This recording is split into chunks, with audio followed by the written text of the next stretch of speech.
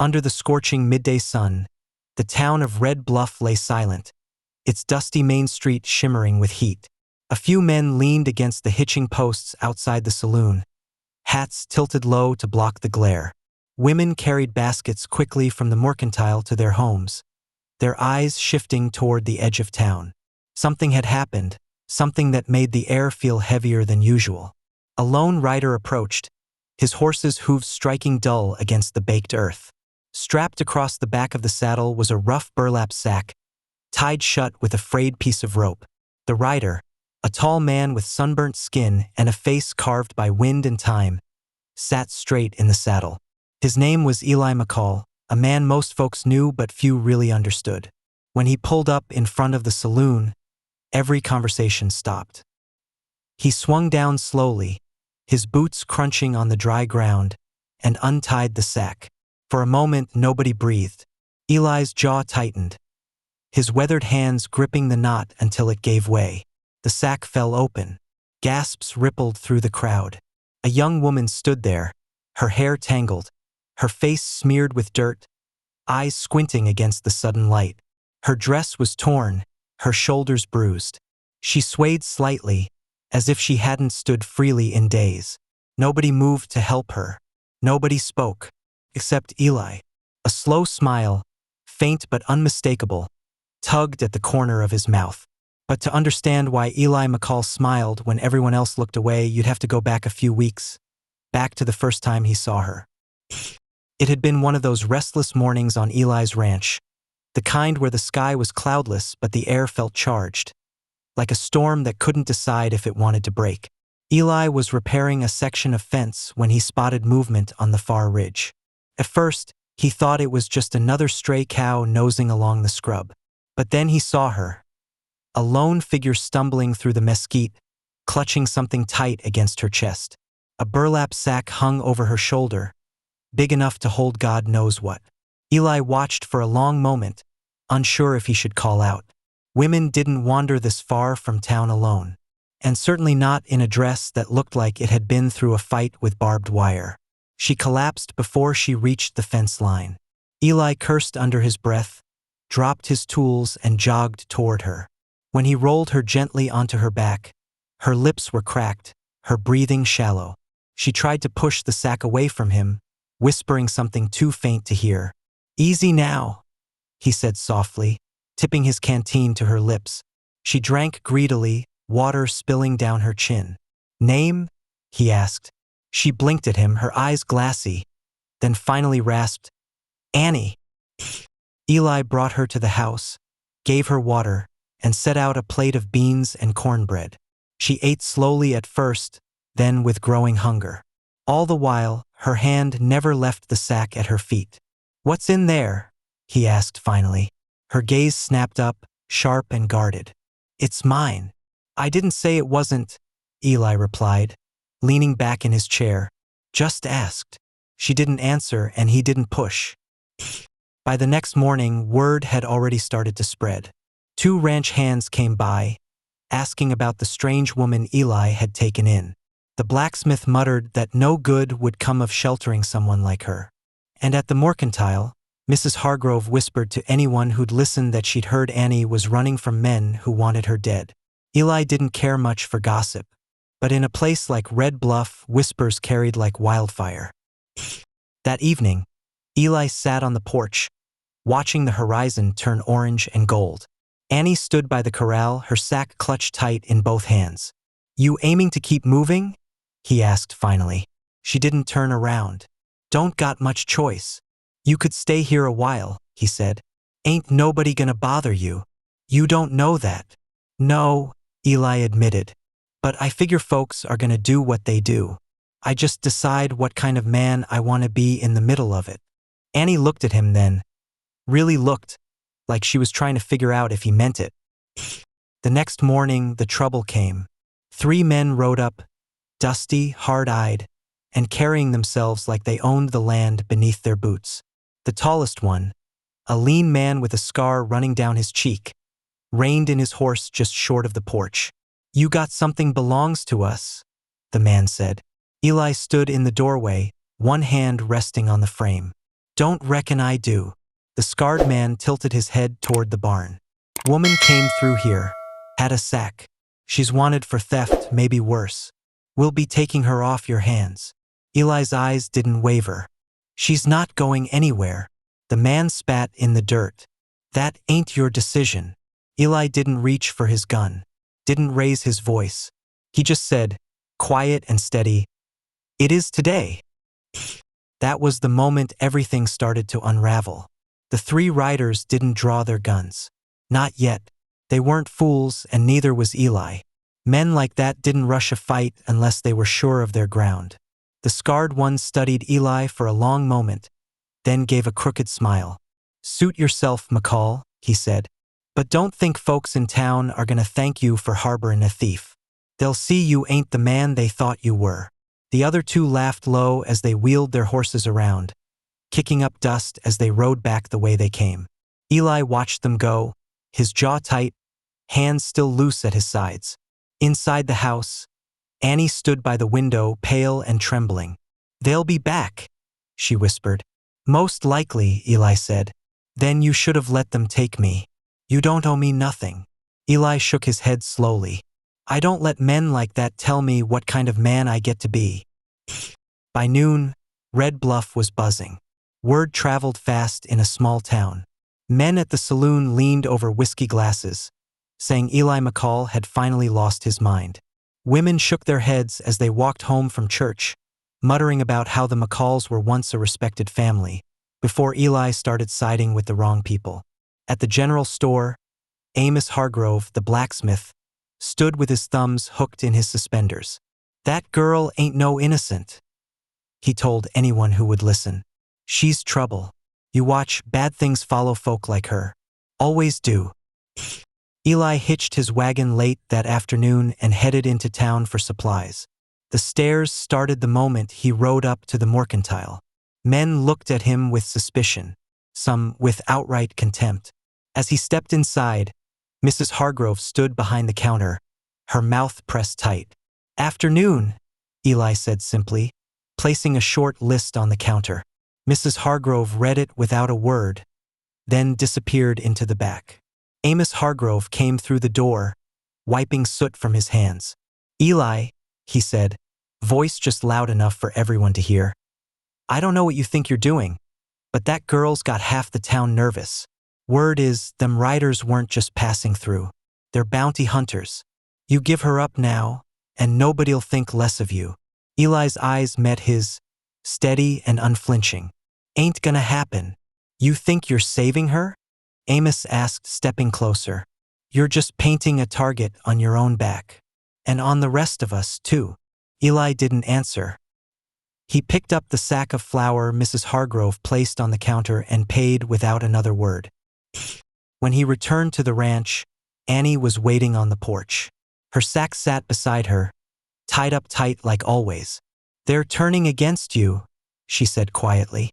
"Wouldn't be the first time folks disagreed with me," Eli replied, setting down the supplies. Her eyes searched his face. "You don't know who I am, what I did." "Don't reckon I need to," he said. "I see you're running from men who want to own you. That's enough." That night, as the wind picked up, Eli sat on the porch with his rifle leaning against the wall.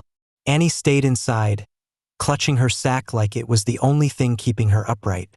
She opened her mouth a few times, like she wanted to speak, but each time the words died in her throat. Finally, just before she went to bed, she said, "They won't stop. They'll come back. And next time they won't ask." Eli didn't look at her, didn't make any promises. He just said, "Let 'em." The next morning, Pastor Whitfield rode out to the ranch. His horse was lathered, like he'd been in a hurry. "Eli," the pastor said, dismounting, "you're a good man. Folks respect you. But you're stirring up something you can't put down. Those men are dangerous, and they've been in town talking about you." Eli leaned against the porch railing, calm as ever.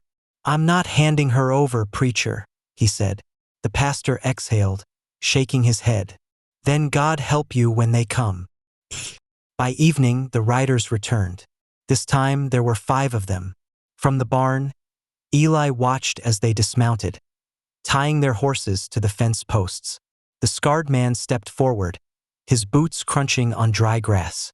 "You had your chance," he said. "We ain't leaving without her." Eli's rifle rested casually in the crook of his arm. "Then you ain't leaving," Eli said. The scarred man's smile widened just a little. "Careful, McCall," he said softly. "You might just get what you're asking for." Annie stepped out onto the porch then, clutching her sack tight to her chest. Her face was pale, but her chin was lifted, her eyes fixed on the men. "Stop this," she said, her voice shaking. "They don't need to get hurt for me." Eli didn't look at her. "Get back inside," he said. She didn't move. The scarred man laughed, a low, cruel sound. "Well now," he said. "Looks like she's ready to come quietly." Eli shifted his stance, eyes never leaving the riders. "Not today," he said. And that was the moment Red Bluff started holding its breath. For 2 long heartbeats, nobody moved. The only sounds were the creak of leather, the restless snort of a horse, and the dry wind whistling through the mesquite. Then the scarred man gave a slight nod. 2 of his men stepped to either side, hands near their gun belts. Eli didn't raise his rifle. He didn't need to. The way he stood, steady and unflinching, made it clear enough. If they went for their irons, someone wasn't walking away. "You think this ends with you, McCall?" the scarred man asked. "You think folks in town will keep backing you once they find out who she is?" Eli's jaw stayed tight, his eyes flat and calm. "Don't reckon I care what folks in town think." The scarred man's grin thinned. "Then you're dumber than I heard." A distant sound broke the standoff, a hollow, rhythmic pounding. Hoofbeats. Both Eli and the riders turned toward the sound. 5 more men on horseback came into view, riding fast. But these weren't bounty hunters. It was Amos Hargrove, the blacksmith, leading a handful of ranch hands and townsfolk. They pulled up short just beyond the fence line, their faces drawn tight with unease. "Eli," Amos called, "don't do this. Hand her over. You're gonna get people killed." Eli didn't answer. Amos rode a few steps closer. "We can't have blood spilled out here. Not over her." The scarred man smiled wider now, sensing the shift. "See? Even your friends know better." Eli kept his rifle low, his voice steady. "A man that won't stand for something ends up standing for nothing. You all know that." Amos shifted in his saddle, looking between Eli and the bounty hunters. His voice was lower now, almost pleading. "We're just asking you to think about the rest of us. You take a stand here, you bring trouble down on every last one of us." Eli's gaze never left the scarred man. "If trouble's coming, it ain't because of me. It's because men like him think they can own whoever they please." One of the bounty hunters let out a short, sharp whistle. From beyond the ridge, 2 more riders appeared, this time dragging a second sack behind them, the rough burlap bumping against the dirt. Annie's face drained of color. "Bring it here," the scarred man ordered. The 2 riders stopped 10 feet away and tipped the sack over. Something heavy rolled out.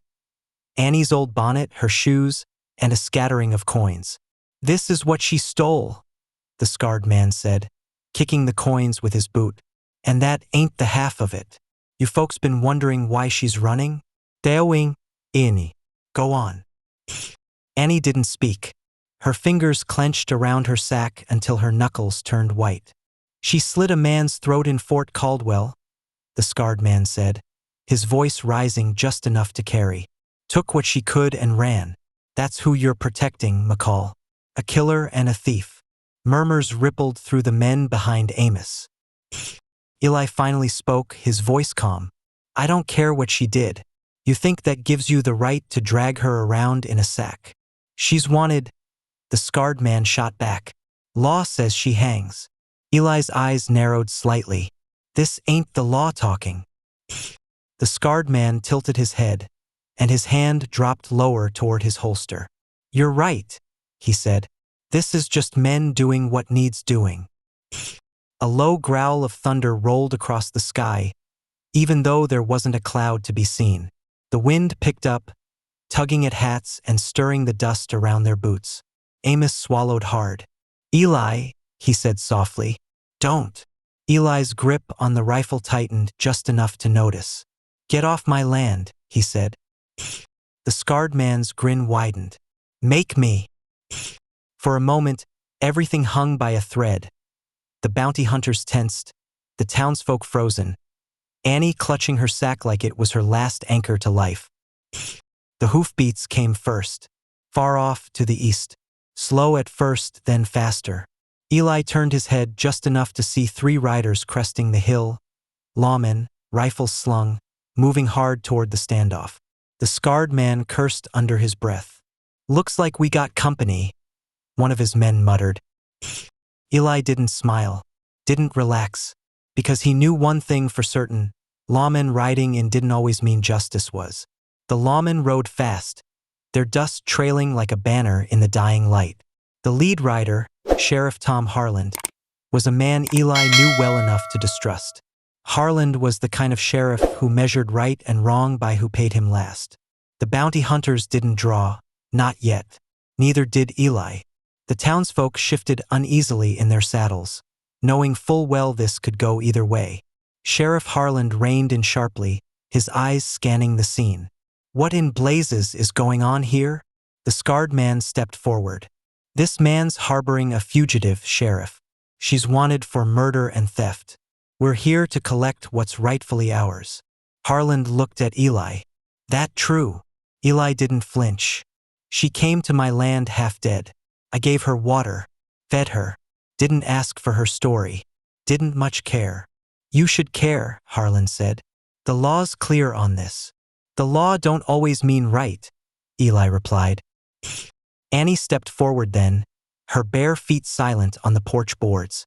The wind tugged her hair across her face, but her eyes were fixed on Harland. "I killed him," she said quietly. The words stopped everyone cold.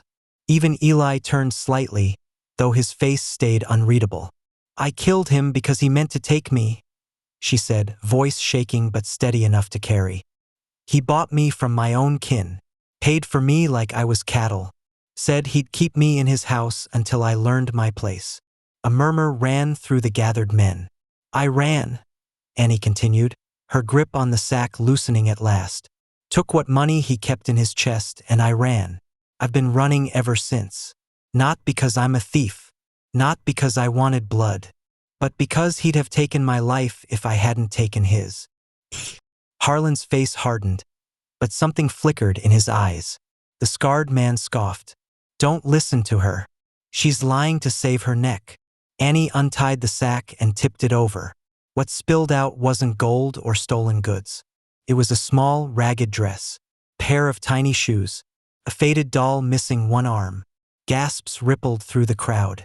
"I was pregnant," Annie said, her voice breaking. "He didn't want the child. Said he'd see it dead before it called me mother. I ran to keep her safe. She didn't make it, but I kept her things, so I'd never forget." Eli's eyes softened for the first time since it all began. The bounty hunters shifted uncomfortably. A few townsfolk looked away, shame creeping up their faces. "She ain't lying," Eli said quietly. Sheriff Harland stared at the small dress lying in the dirt.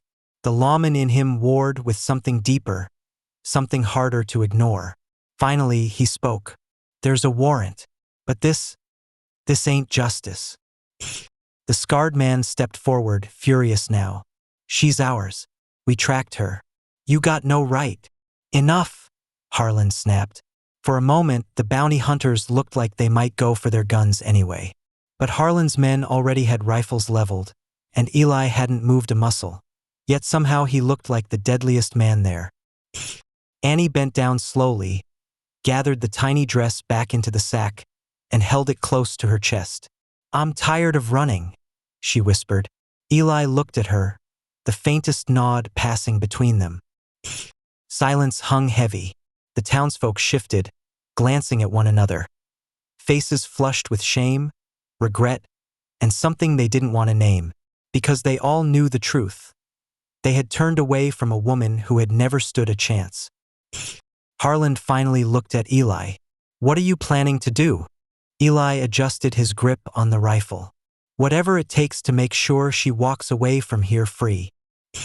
And for the first time since anyone could remember, Amos Hargrove stepped his horse forward and said, "Then I'll stand with you." One by one, 3 more men nudged their horses up beside him. The bounty hunters saw the tide turning, and their hands hovered near their holsters, deciding if they were ready to die for a payday. The air was so still, even the wind seemed to hold its breath. The scarred man's eyes darted from Harland to Eli to the growing line of townsfolk edging their horses forward. He had seen this before, how a crowd's silence could turn to fire if one man dared to stand. "This ain't over," he spat, backing a step toward his horse. "She's worth money. Somebody'll come for her. Maybe not me. Maybe not tomorrow. But someone." Eli finally lowered his rifle, but only slightly. "Then they'll find out the same way you just did." The bounty hunters mounted up, their movements jerky with anger they couldn't swallow. Dust rose behind them as they rode out, the scarred man glancing back only once before disappearing over the ridge. No one cheered. The air stayed heavy, the way it does after lightning splits the sky but the rain never comes. Harland dismounted, boots crunching on dry earth. He looked at Annie, then at the sack in her arms. "Law says I should take you in," he said softly. Annie met his gaze, tired but unafraid. "Then do it." Harland shook his head slowly. "No, not today." He turned to Eli. "You didn't hear that from me, and you'd best keep her safe." Amos cleared his throat, uneasy. "Eli, we should have stood with you sooner." Eli didn't answer. He just looked at Annie, who clutched the sack tighter, her eyes glistening. As the lawmen and townsfolk rode back toward Red Bluff, Eli and Annie stayed by the porch steps. The sun was sinking low now, painting the land in gold. For a long time, neither spoke. Finally, Annie said, "Why'd you smile, back there, when you opened the sack?" Eli glanced at her, the faintest smile ghosting his lips again. "Because they thought what was in there made you less. But I saw it made you more." The wind picked up, tugging strands of her hair across her face. She didn't wipe them away. "They'll still come for me," she whispered. "Then they'll have to get through me first," Eli said. She looked at him for a long moment, her fingers brushing the frayed edge of the sack. It wasn't gratitude she felt. Something deeper, something heavier. Maybe it was the first taste of belonging she'd had in years. Weeks passed. The bounty hunters didn't return. Red Bluff quieted, though the whispers never fully died. Annie stayed. Some days she helped mend fences or tend to the stock. Other days she sat on the porch, sewing tiny stitches into the ragged little dress she'd carried so far. And Eli? He never asked her to explain more than she already had. Years later, folks would tell the story differently. Some would say Eli McCall went soft, took in a murderess out of pity. Others would say he finally remembered what his daddy used to preach, that a man's worth was in how he treated those who had none. But those who really knew, they'd just say that on one hot summer day, a man opened a sack in front of the whole town, and while everyone else looked away, he smiled.